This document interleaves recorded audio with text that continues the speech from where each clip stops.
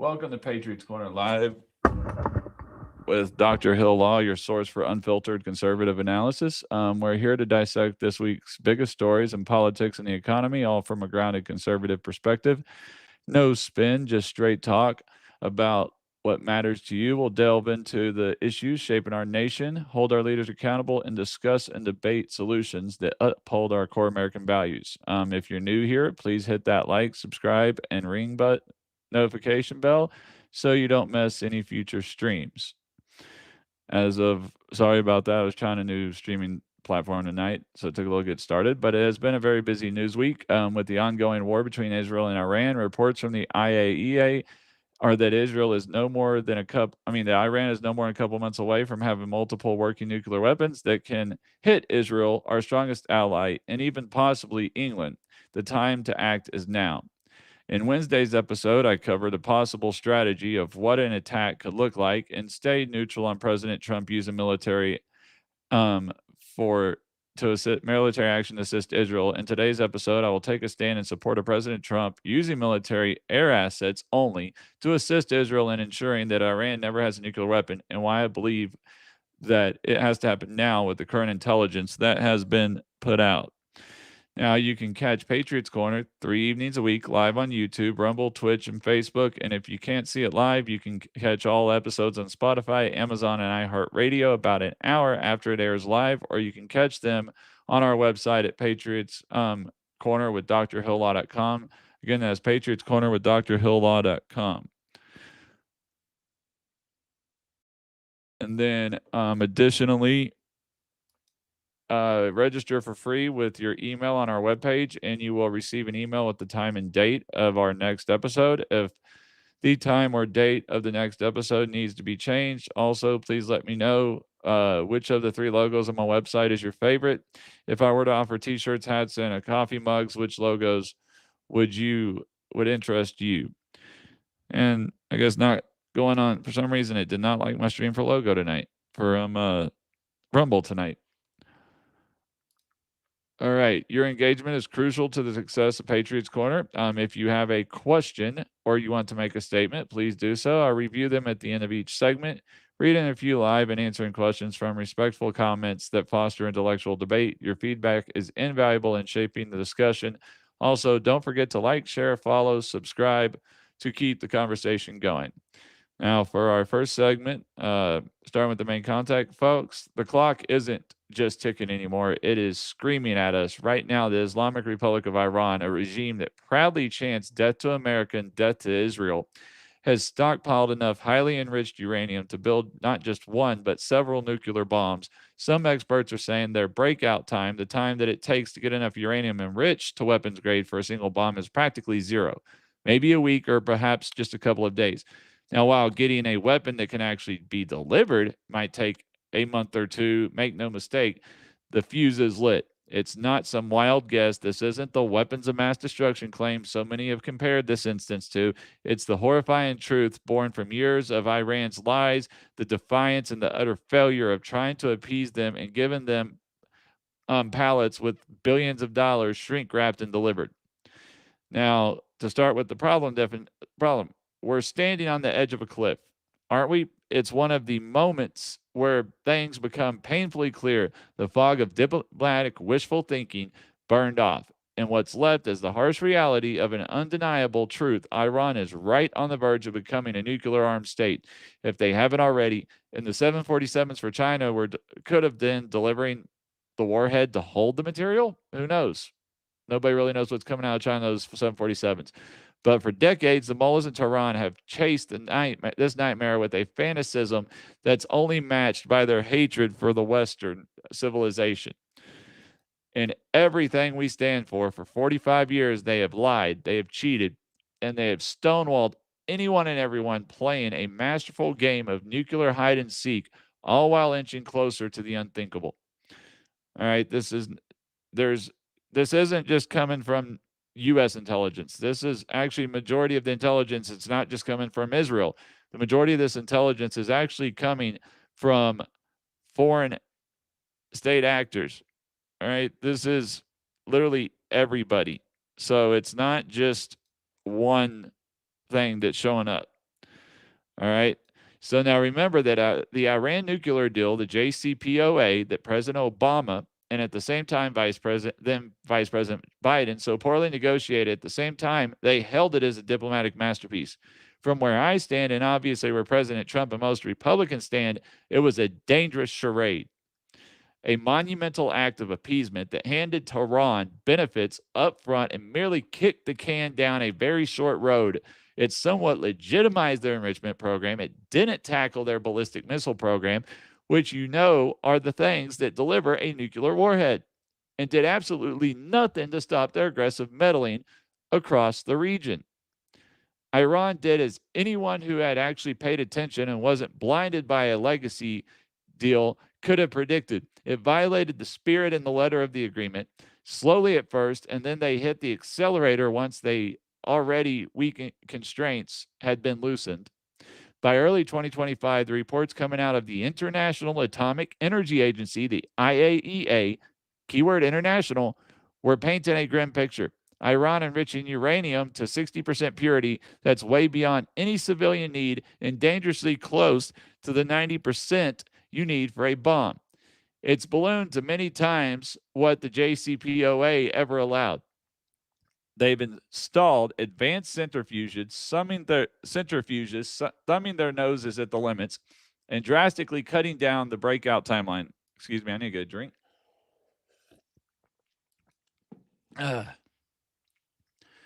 What's more, the IAEA has repeatedly said Iran just hasn't given credible explanations for undeclared nuclear material found at various sites.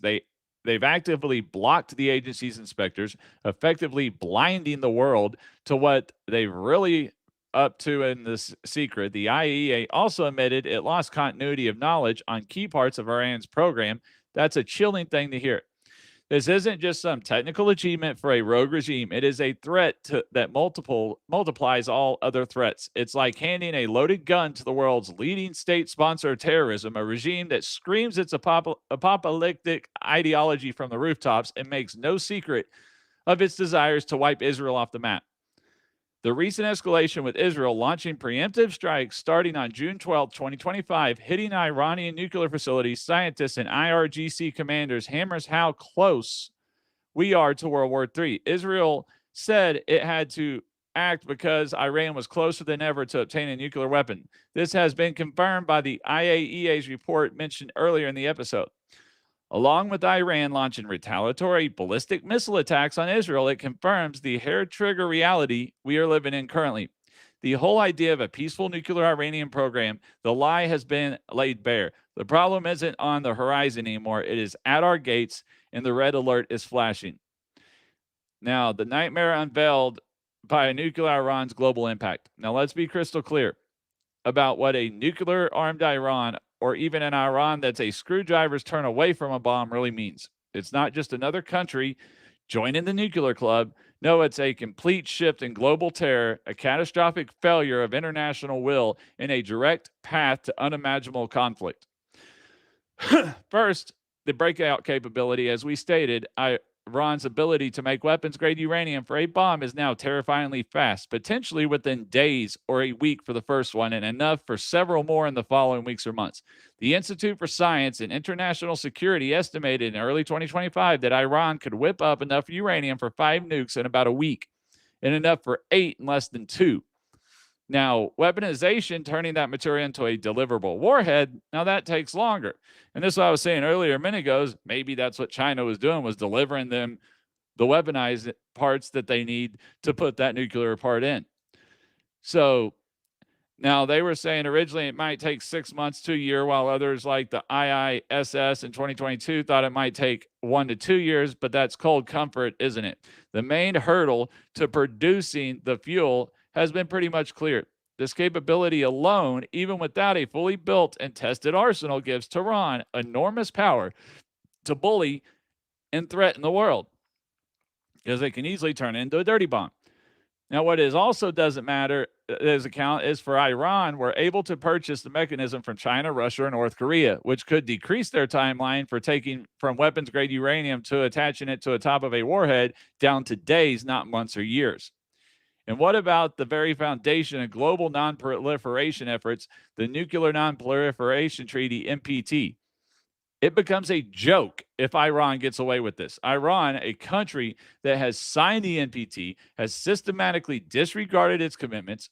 The IAEA Board of Governors in June 2025 finally formally found Iran non-compliant with its safeguard obligations, the first time since then. It's a damaging indictment, even if it took them long enough. If the world just stands by and lets the mullahs get their nuclear dream, what message does that send to other rogue states or ambitious nations? It tells them the NTP is nothing but a worthless piece of paper, and that defiance pays, and that nuclear weapons are up for grabs if you're willing to lie and cheat your way there. This directly sparks a regional nuclear arms race. Can you imagine anything more terrifying in the world's most volatile region, a region that has seen civil war or warring nations for thousands of years? Saudi Arabia, a country with its own serious worries about Iran, has been blunt. If Iran gets a nuke, Riyadh will go for one too. Crown Prince Mohammed bin Salman has said it publicly more than once. So this isn't some far off fear. It's their stated policy. And who could blame them? Would you want to be the neighbor of a terrorist state that has a nuclear weapon and not have one in kind to deter them from attacking you? Picture a Middle East where not just Iran, but maybe Saudi Arabia, Turkey, and Egypt all feel they need nuclear weapons to protect themselves. I mean, wasn't the whole point of we've been trying to get nuclear proliferation and get everybody to give up their nukes? Now, obviously, we know China and Russia will never give them fully up or totally destroy them. So obviously we don't trust them enough. So we're not going to do it. But why do we want more countries to get nuclear weapons when we're trying to get rid of nuclear weapons? They've been used twice since they've been invented. Thank God that's all they've ever been used. But the problem is the nuclear weapons that were used in Nagasaki and Hiroshima back in the 1940s are the ones today are 1,000 times more powerful than what was those 2 days. So think of the destruction that you saw from pictures from those two in the history books. Think of what it would look like today. Where Nagasaki and Hiroshima, they were able to live there and stay there because one, we did blew up above ground. We didn't launch in the ground to send up a bunch of put everything in the soil and destroy the soil and have even more fallout going there. So luckily but today, if it was, you're talking 10,000 or more years before you can even live in an area that's gone. And then that's not even the bad part. The world effects that it would have, the amount of damage it would cause all over the world. It's crazy. Now, the chances of a mistake or an accidental war or nukes falling into unstable hands, given how many regime changes we have seen over the last 100 years in the Middle East, they go up exponentially. The dam we've carefully, if imperfectly built against proliferation, wouldn't just crack, it would shatter.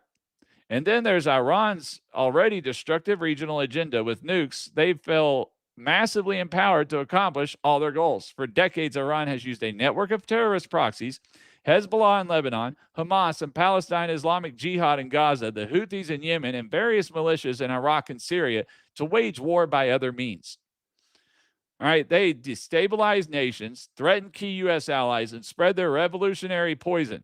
Now imagine that network, which has infiltrated the American population, is already responsible for so much bloodshed and chaos, operating under protection of an Iranian nuclear deterrent. Tehran would feel it could act with impunity, believing its nuclear arsenal shields it from any serious conventional payback. Attacks against Israel, against American interests, against vital shipping lanes like the Strait of Hormuz, where a massive chunk of the world's oil flows, could become more frequent, more brazen. That nuclear shield would become a sword for global jihad. That is why we cannot let them have this. The economic fallout, dire.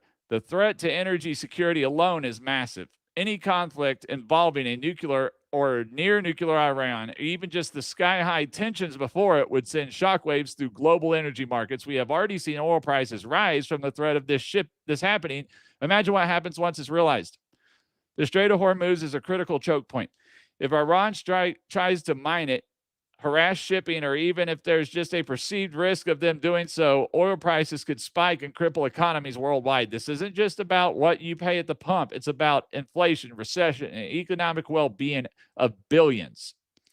The nightmare isn't just a nuclear exchange, though that's the ultimate horror. It's the whole cascade of disasters that a nuclear-armed Iran unleashes: the death of non-proliferation, a regional arms race, emboldened global terrorism, economic chaos, and a world held hostage by a regime that celebrates death and destruction. This isn't fear-mongering. It is a stone-cold truth of the stakes we are facing.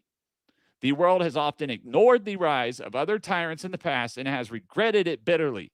We cannot afford to make that mistake with the Ayatollahs in Tehran. The evidence of what they want and what they can do is now too overwhelming to ignore. Recent Israeli strikes have reportedly damaged Natanz and Isfahan, but the Fordow facility buried deep underground is still a huge worry and likely the key to their weaponization plans. The international community calls for de-escalation. They ring pretty hollow when one side is verifiably racing towards the ultimate weapon and has been caught red-handed in its lies time and time again. All right. I mean, as we come... Okay, it is on the right mic. Good. As we come to the end of our breaking news segment, I would like to remind... Oh, that's not part, but as we come to the end of this segment, please remember to like, comment, follow, and hit the subscribe button so we won't miss, so you don't miss future episodes. Also, I will now take any questions, reply to a few comments before starting the next segment. Don't forget to check out Patriots Corner with drhillaw.com. That is Patriots Corner with drhillaw.com. Also, you can sign up for free access to our weekly blog, receive notifications about our next live show, and hit the subscribe button, which takes you to our locals community. There you can support the show, gain access to extra content, and participate in one-on-one discussions. I don't know. It seems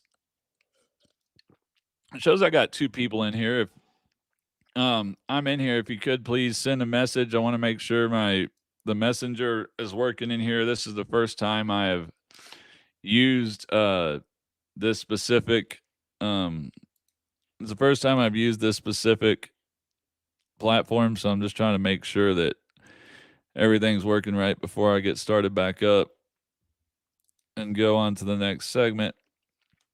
Also, see maybe if we can get another person in here or something. Right now, it just looks like we have about one person in here. But, alrighty. Let's go ahead and get started with segment 2. Israel's existential threat and the dying flame of diplomacy is the title of the next segment. Or next section. For Israel and Iran with nuclear weapons isn't just a strategic problem. It is an existential red line. It is a threat to the Jewish state's very survival. And no, that's not overstating it. It's the declared policy of the Iranian regime, repeatedly endlessly by its leaders, from the supreme leader all the way down to the IRGC commanders. They don't just disagree with Israeli policy. They call for Israel to be wiped off the map. A nuclear weapon in the hands of a regime like that, it turns their genocidal talk into a terrifyingly real possibility. Israel's leaders from all across their political map have been saying the same thing for years.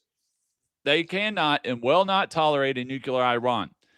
They get that a regime driven by such fanatical ideology, one that sees martyrdom as a high calling, can't be deterred like the Soviet Union was during the Cold War.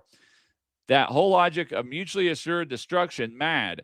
It might not apply to a regime that could actually welcome an apocalyptic showdown if it thinks it serves some divine purpose. This basic difference is how they see the world is what makes a nuclear Iran uniquely dangerous to Israel.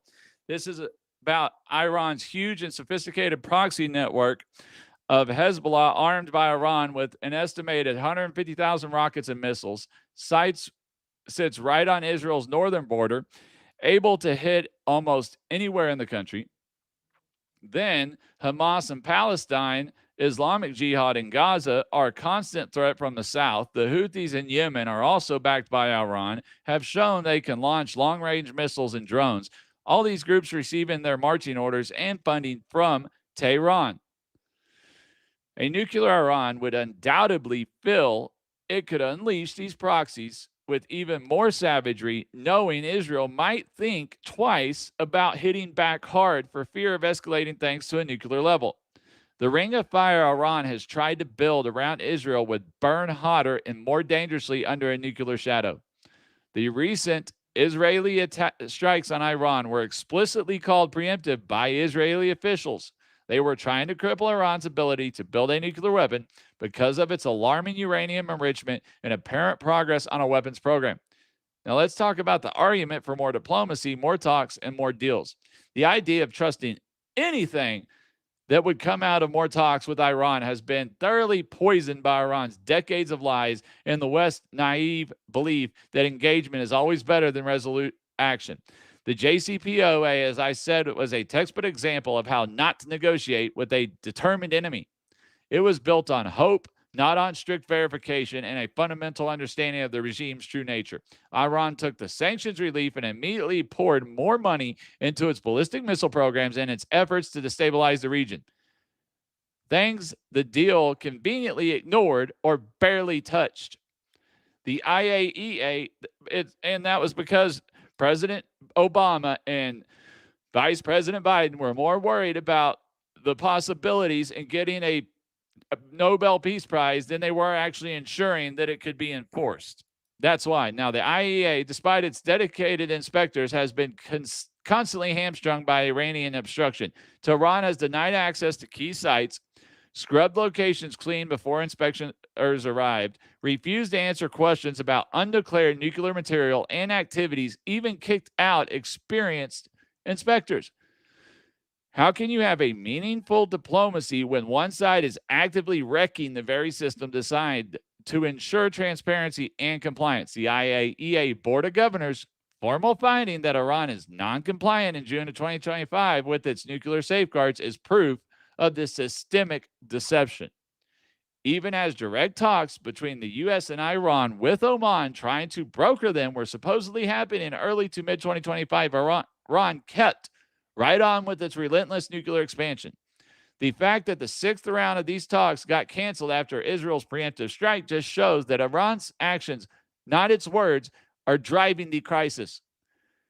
Now, obviously, Trump has said he's going to give it 2 weeks. He's trying to give these guys a chance to come to the table. Now, obviously, the only thing he's going to take is utter and total surrender and giving up all their centrifuges, giving up their nuclear program, having it totally removed by the IAEA and any other foreign international nuclear agency, not America, going there, and it's verified that all of it's been taken out and destroyed.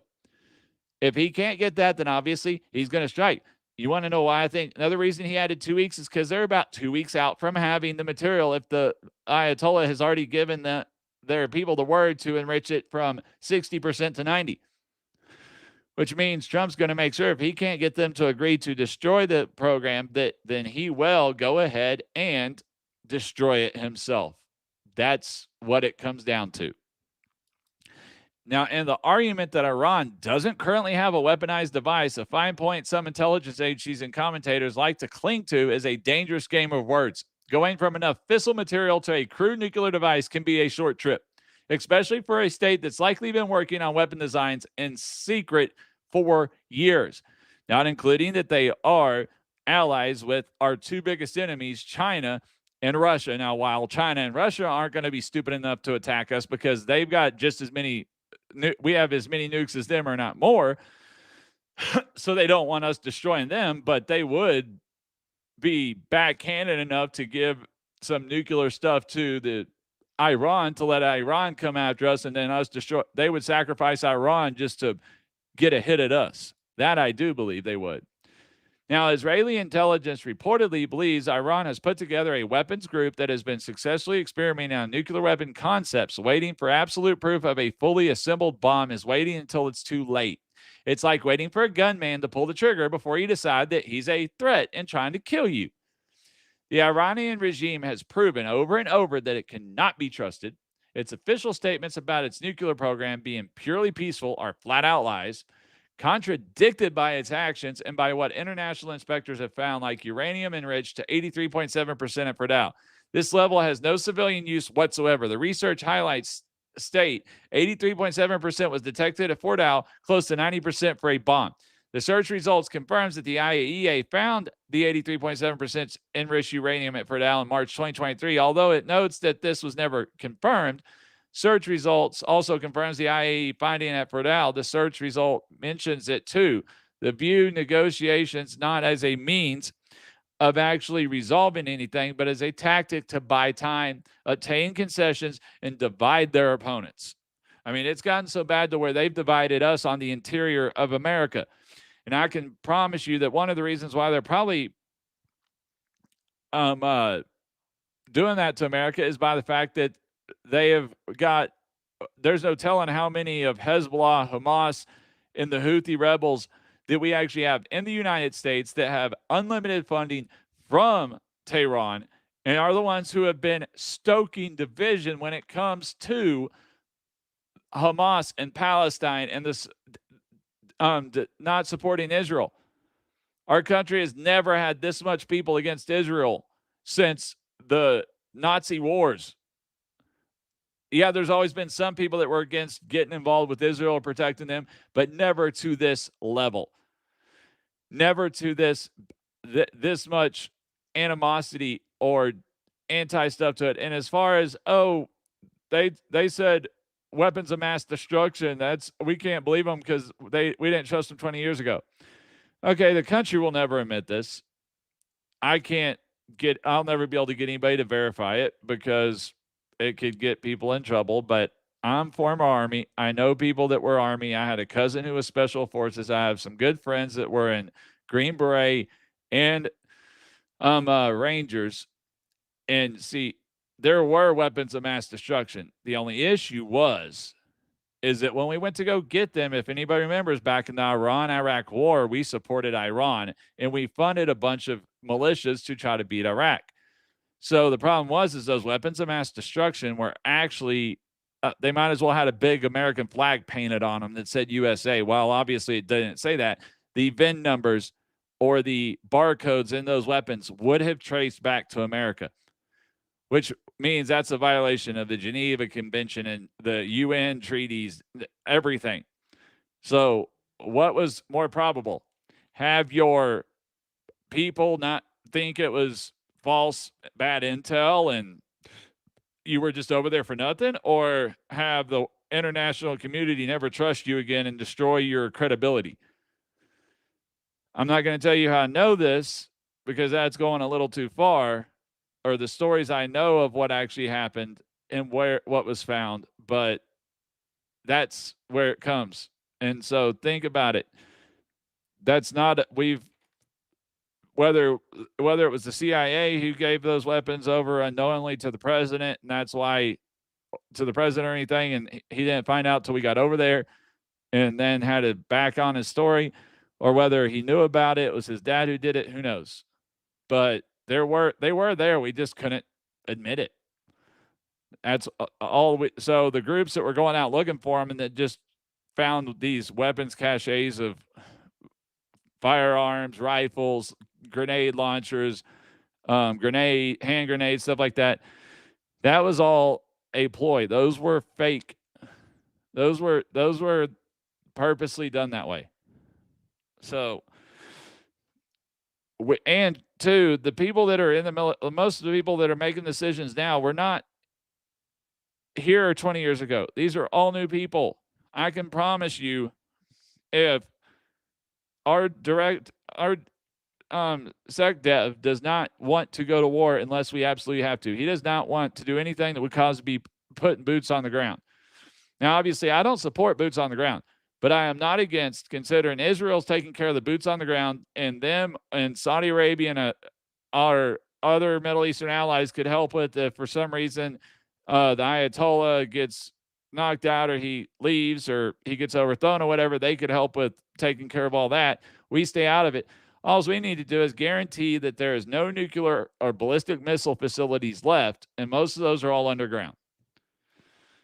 That's what we need to do. So to keep going down the path of diplomacy as usual, when faced with such blatant and dangerous escalations, isn't just naive, it's strategic malpractice. It's appeasement, pure and simple. And history teaches us that appeasement only emboldens aggressors and makes eventual conflict not less likely, and a heck of a lot costlier. The flame of traditional diplomacy with this regime on this issue has been all but snuffed out by Iran's own hand. So, sorry, I usually try not to go off that far off script until it's the end of my section or segment, but I just felt like I had to get that off my chest because I hear all these people trying to compare this to the stuff back in the early 2000s for the war on terrorism and the reasoning behind it. And one, we don't even have the same people running that anymore. Two, there's a whole lot more to that story than most people know. It's not a conspiracy theory. Obviously, nobody in the government will acknowledge it. They'll say it's a conspiracy theory, but usually stuff that's not that far-fetched or that not hard to believe. And the reason, while I wasn't specifically on those raids myself or even over there, I had friends who were on them who told me about what happened. Now, Section 3 is the inescapable calculus, decisive action as the only recourse. Now, when a rogue regime soaked in an ideology of apocalyptic fanaticism relentlessly chases the world's deadliest weapons, systematically fools the international community, and openly calls for its neighbors to be wiped out, there comes a point where diplomatic pleasantries and wishful thinking have to give way to a tougher, more realistic calculation. Period. We are at that point with Iran. The inescapable conclusion from a clear-eyed conservative national security standpoint is that decisive action, and yes, that includes seriously considering military strikes by the United States. Actually, it considers making those strikes or making them to ensure Israel is ensuring the destruction of Iran's nuclear program is a must. Arguing for decisive action isn't about casually wanting conflict. It's about recognizing that doing nothing or continuing to appease them carries a far greater and potentially irreversible risk. The wait-and-see approach, the hope that the regime will magically moderate itself or the sanctions alone will do the trick, has failed. Iran is now a threshold nuclear state. Letting them cross that threshold completely to openly wave around a nuclear arsenal would fundamentally change the strategic map of the Middle East and the world for the worse. It would empower terror, spark proliferation, and make a catastrophic war more likely in the long run. So why is waiting no longer an option? Because Iran's nuclear progress is speeding up and not slowing down. Their breakout time is measured in days or weeks, not years. Their stockpile of highly enriched uranium keeps growing. They're installing more advanced centrifuges. They're hardening their facilities, and their rhetoric still as poisonous as ever. Every single day of inaction is another day Iran gets closer to cementing its nuclear status, making any future attempt to dismantle it exponentially harder and more dangerous. The recent Israeli strikes, which reportedly damaged key facilities like Natanz and Isfahan, show a recognition of this urgency, but the critical Ferdal facility, buried some 300 feet deep under a mountain, remains the ultimate challenge and the linchpin of Iran's weaponization dreams. Think about it. The main military targets, the Natanz facility fuel enrichment plant, though partially underground and recently hit, has been a workhorse for Iran's enrichment, but the Ferdal fuel enrichment plant is the crown jewel of their hardened nuclear infrastructure. Built deep inside of a mountain near Qom, it was specifically designed to survive conventional airstrikes. It is at Ferdal that uranium has been enriched to near weapons grade levels that 60% confirmed in those 83.7 particles they found. Neutralizing Ferdal is absolutely critical to crippling Iran's ability to quickly churn out weapons-grade material. This is where the unique capabilities of the United States, particularly the GBU-57 Massive Ordnance Penetrator, MOP, or Bunker Buster, become so important. Because without them, nobody can get through. Now, many analysts, the reports are right now is Israel has literally been dropping their bunker busters on it for days, tens and 20 at a time, to the point that they literally caused a 2.7 earthquake, and it still hasn't gone more than like 5 feet through they still can't break through. So the only other way is to literally risk life and limb to go take it out like they did a facility years ago and actually go in there, be able to sneak in commandos in there and have enough equipment to actually blow it up and collapse it from in ground. That's the only way without us. Many analysts believe only the U.S. has the conventional bombs capable of No, actually, it's not believe. We are the only, other than maybe Russia or China that we don't know of, but we are the only one of our allies that have the bombs capable of reliably taking out such a deeply buried and hardened target. Israel, while it has formidable air power and has shown its willingness to act, might not have the specific, well, actually, it doesn't have the specific munitions to guarantee Fidal's destruction on its own. It is tried and tried again and tried again and tried again. A preemptive strike, whether it's a joint U.S. Israeli operation or an Israeli operation with crucial American support, like providing those bunker busters and intelligence, which obviously we can't do that because they have the only plane in the world that can fly those large of it's over a 30-ton weapon is the B-2 bomber. So unless we're going to let them fly our B-2 bombers, which they are not certified to fly, we have no choice but to do that. Now we don't need to submit ground troops, and if we can fly a whole fleet of B-2s over there and ensure that, even I know I've already attacked Natanz, we should, because half of it is underground, we should still drop another bunker buster of a GBU down there to ensure that it's totally destroyed, that there is nothing left to the point to where it literally collapses on itself. We should send one to all the other nuclear enrichment facilities. Plus, if Israel can find and locate all of these storage areas, underground storage areas for the ballistic missiles, and we can wipe those out at the same time, while Israel's on the ground taking out any type of air defenses for us, then we wouldn't even have to worry about Iran attacking back on U.S. bases or anything like that. Because right now, obviously, the only reason that any of these bombs have made it through into Israel is because the fact is the Iron Dome wasn't made to protect against ballistic missiles. It was made to protect against drones, surface-to-air missiles, surface-to-surface missiles, stuff like that. This is the first time they really ever had ballistic missiles fired at them, much less this many.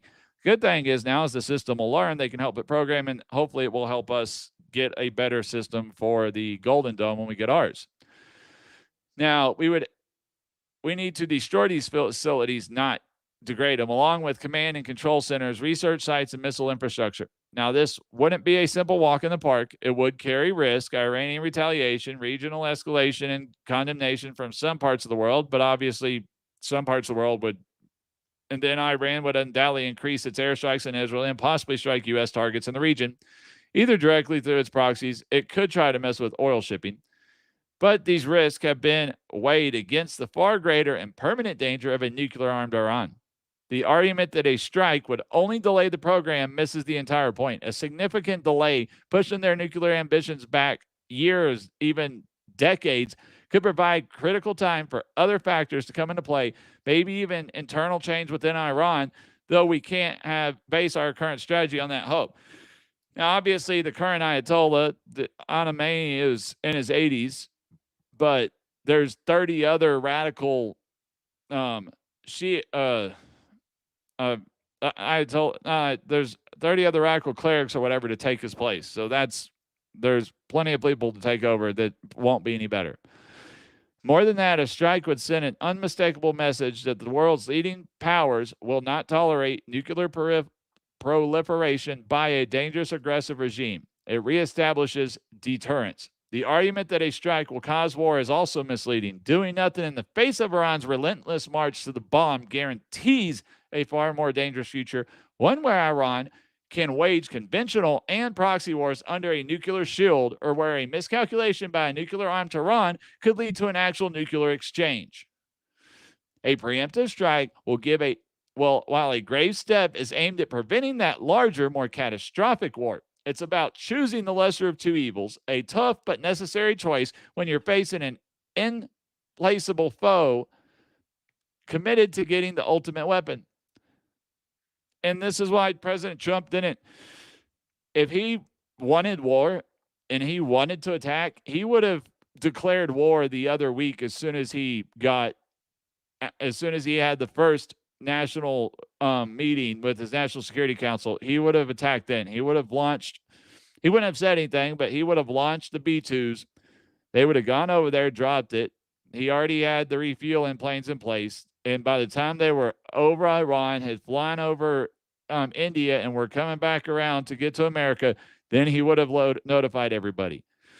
Another thing, he does legally have the right to do limited military action. Unless he's declaring war on somebody, he does not need Congress's approval. Congress can squawk and all they want, but it doesn't matter.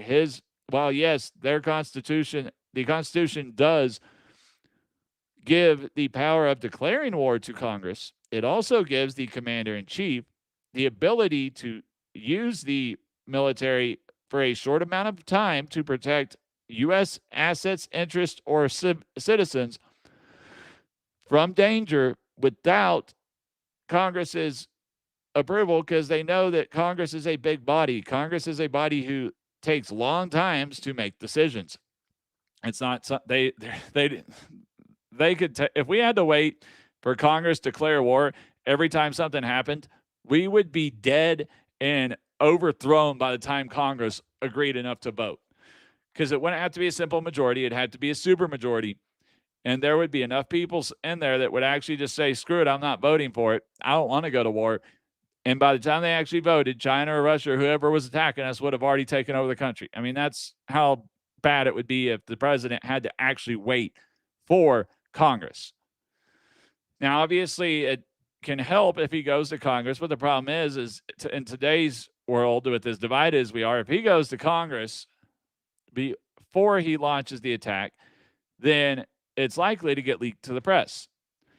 Now, obviously, he could try to at least tell leadership, but the question is, can he actually trust the Democratic leadership enough to keep their mouths shut while it's happening? I mean, I guess he could have them called to the Situation Room and lock them in there, not tell them until they get there and then lock them in there. But pretty much if he's calling the Speaker of the House, the minority leader for the House, the majority leader for the Senate, and the minority leader for the Senate, it's a given what he's going to do. So then, again, he's giving up his hand if he calls them. So that's kind of hard to do. So from a conservative peace through strength perspective, the moral and strategic imperative is clear. We have a responsibility to protect our allies, especially Israel, from existential threats. We have a responsibility to prevent nuclear weapons from falling into the hands of unstable and aggressive regimes. We have a responsibility to uphold international security and show that defying fundamental international norms will not be tolerated. Waiting for Iran to show its hand with a fully tested nuclear weapon is an abdication of that responsibility. By then, our options will be drastically, perhaps fatally limited. The time for half measures and diplomatic illusions is over. The argument for decisive action isn't an argument for war, but an argument for preventing a far more terrible one. It's an argument for recognizing reality and acting with the courage of our convictions before the Ayatollahs can achieve their apocalyptic ambitions. The talk about President Trump potentially authorizing a U.S. bombing of Fort Al if diplomacy and Israel efforts aren't enough just highlights this stark choice. Now, coming up to the end here, one more little short section. I'm wondering why it's taken so. Yesterday or Wednesday night, I got like 40 people. Tonight it feels, or actually over 100 and some odd people. Tonight it feels like it's taken forever to get anybody on here. Yeah, it's already got all those in there, so I got a good amount of tags in there. Yeah, so it's not the tags. Wait, no, that's the wrong one. That's probably another reason why I don't have any tags in here. Okay. But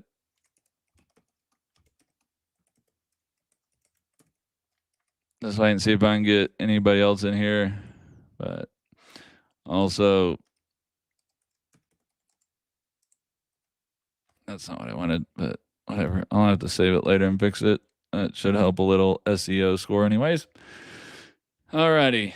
Back down to 1. So I did have somebody else in here, but I guess they jumped out. But let me get back to the next. Let me get to my section 4, which is the unthinkable alternative, appeasement, bitter harvest. Now, let's really think about the alternative path. That's the one pushed by those who preach resistance above all else, who believe that dialogue, no matter how useless, is always better than confrontation, and who cling to the hope that the Iranian regime might, despite all the evidence, somehow moderate its ambitions. This is the path of continued appeasement, and its destination that isn't peace. It is far more dangerous and unstable world, a nuclear nightmare come true. Happening to keep going down this road is consciously accept a nuclear-armed Iran. It's to say that the mullahs' relentless pursuit, their decades of lies, their sponsorship of terror, and their genocidal rhetoric are in the end okay. It's not an exaggeration. It is the logical end of a policy that puts avoiding immediate confrontation ahead of preventing the long-term catastrophe. History is littered with the bitter results of appeasement. The 1930s are the starkest warning. Back then, the democracies of Europe, desperate to avoid another devastating war, kept giving in to Hitler's escalating demands. They believed each concession would be the last, that he could be managed. But each of the appeasements only emboldened the aggressor, convincing him his opponents were weak and decadent, and making the eventual inevitable war far more destructive than it might have been if a firm line had been drawn earlier. Historical analogies are never perfect, but the pattern of an aggressive, ideologically driven power exploiting the desire for peace among its adversaries, it certainly echoes in the Iranian crisis. If Iran is allowed to solidify its status as a nuclear power, the immediate result is a catastrophic blow to American influence and credibility worldwide. For decades, the United States, under both Republican and Democratic administrations, has declared that an Iranian nuclear weapon is unacceptable, period. If that solemn promise turns out to be empty, what then of America's other security guarantees? Our allies in the Middle East and beyond will question America's resolve, its reliability. They might decide they can no longer count on the U.S. security umbrella and must take matters into their own hands. And what does that do? It fuels regional arms races, including the very real possibility of Saudi Arabia, Egypt, and Turkey going for their own nuclear deterrence. The global non-proliferation regime, already shaky, would effectively collapse, because everybody would start going to nuclear arms race again. Imagine a Cold War in the Middle East, but with a crucial, terrifying difference. The Soviet Union, for all its brutality and ideological hostility, was mostly a rational actor when it came to nuclear weapons. Its leaders understood mutually assured destruction. Can we say the same with any certainty about a regime in Tehran that embraces an apocalyptic millenarian worldview where martyrdom is glorified? A regime that has already used suicide bombers as a matter of policy through its proxies to gamble the security of the region and indeed the world on the hope that such a regime will behave rationally once it has nuclear weapons is a reckless bet of historic proportions. And we can't just dismiss the direct threat to the United States homeland. Iran has been actively developing its ballistic missile capabilities. They're working on technologies that could eventually lead to intercontinental ballistic missiles, ICBMs, capable of reaching Europe and ultimately North America. That's the last thing we need. Now, while U.S. intelligence, like a 2025 DIA assessment, suggests Iran could develop a military viable ICBM by 2035 if it really wants to, a nuclear armed Iran would have every reason to speed up such a program. The thought of an ICBM tipped with an Iranian nuclear warhead aimed at American cities is terrifying, but it is the logical next step if their nuclear and missile programs continued unchecked. This space launch vehicle program is widely seen as a potential cover for ICBM development. What's more, a nuclear Iran would be an even more potent sponsor of terrorism worldwide. It could give its proxies not just conventional arms and money, but potentially nuclear materials, or at least the threat of doing so. That creates a whole new dimension of terror blackmail. The plausible deniability that Iran so often uses would become infinitely more dangerous if a dirty bomb or even a crude nuclear device were to show up in the hands of a group like Hezbollah. That's the last thing we need. The scenario of continued appeasement isn't one of quiet stability. It is a scenario of escalating Iranian aggression under a nuclear shield. It is a scenario where our allies desperately seek their own nuclear weapons. It is a scenario where the risk of nuclear war through miscalculation or through a deliberate act by a concerned or a cornered or emboldened Iranian regime becomes a daily reality. It is a scenario where the Ayatollahs, having successfully defied the world and achieved their ultimate ambition, would be further entrenched, their oppressive rule at home and their evil influence abroad solidified.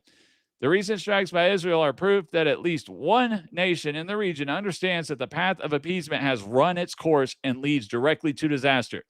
The idea that such a regime, if allowed to keep its nuclear program, would somehow become a responsible member of the international community is a dangerous fantasy. It would instead be a ravenous predator, newly equipped with the deadliest claws imaginable. This is the grim future that awaits if we choose the illusion of peace today over the necessary, albeit difficult, actions required to secure a genuinely safer tomorrow. That is what we're looking at, period. Now, there is evidence. The evidence is all there. The stakes couldn't possibly be higher. This isn't some distant foreign policy debate. It is a clear and present danger to the security of the United States, who are vital ally Israel, and to the stability of the entire world, not including, if you're a Christian, read the Bible. Every American needs to understand just how serious this threat is. The relentless pursuit of nuclear weapons by the apocalyptic regime in Tehran, their history of lying, and the failure of past appeasement strategies leaves us with a very stark choice. I urge you, look beyond the comforting stories of inevitable diplomatic success that have so often proven false. Demand clarity and strength from our leaders. Support those who understand that peace is achieved through strength, not by giving it to those who wish us harm. Share this information, talk about it, and make your voice heard. The future of global security could very well depend on the resolve we show in these critical times. Do not be swayed by those who downplay the threat or push for paths that have already led us to this dangerous cliff edge. The time for delusion is over. The time for decision is now. All right. We are at a genuine turning point in history. The choices made in the coming weeks and months about Iran's nuclear ambitions will echo for generations. The path of continued dialogue with a regime that has proven itself serially untrustworthy and ideologically committed to our destruction cannot be allowed to have a nuclear weapon. That's a path paved with peril. It's the path of appeasement, and it leads not to peace, but to a world where a fanatical, terror-sponsoring state holds a nuclear sword of Damocles over the head of civilization. The Republican conservative perspective is rooted in clear-eyed realism about the nature of threats and the need for strength to preserve peace. The Iranian regime understands only one language, the language of power and resolve. For far too long, the West has spoken in hushed tones of diplomacy, while Tehran has shouted its defiance and marched steadily towards a nuclear bomb. The recent preemptive actions taken by Israel, born out of an existential threat, have shattered the illusion that this crisis could be managed indefinitely through talks and sanctions alone. It can't be. They have laid bare the stark choice: allow Iran to achieve its nuclear ambitions, ushering in an age of unparalleled terror and instability, or take the decisive action necessary to neutralize this threat before it's truly too late. All right. This isn't a call for reckless adventurism. It is a call for a courageous and principled stand against a clear and present danger. It is a recognition that sometimes the most responsible course of action is the one that demands the most courage. The United States, together with its steadfast ally Israel, has the capability to prevent the nightmare of a nuclear Iran. What's needed now is unwavering will. We must choose resolve over rhetoric, strength over supplication, because if we fail to act decisively now, we will condemn future generations to a world indefinitely more dangerous, a world where the shadow of Iranian nuclear weapons darkens every horizon. The alert is red. The moment is now. All right, so in closing, I would like to thank y'all for listening tonight. Please join us every Monday, Wednesday, and Friday evening. Current times are not set exactly, so please subscribe or follow and sign up on our website, Patriots Corner with drhillaw.com. That is Patriots Corner with drhillaw.com to receive notifications every time we go live. Each episode will be uploaded and available on Rumble, YouTube, and Spotify currently, and we are working, and also Amazon and iHeartRadio. Still working on Apple. It's usually within about an hour and a half after I get the show because I have to download. I edit out the first minute or minute and a half because I still haven't set up a intro music one, so I edit that out before I upload it because I was trying a new. First, I tried a new software, and that one for some reason was not going over 720p. I was wondering why it was looking so crappy, and then so I switched to the different version, but the online version, and it allowed me to go 1080p at least. So looks like from what I can see tonight, it looks a whole lot better. There's still some shadows, but I got rid of most of them. And all I have is my camera lights on. I don't have my actual room light on. But I don't see any other messages in here. I just see the one message that I got. Are Israel beautiful? I don't get that question or that statement. So looks like I had some people in here, but thanks for watching. Please check us out. Check out the other episodes on my my website at Patriots Corner with drhillaw.com, and let me know what you think. Thank you and have a great night.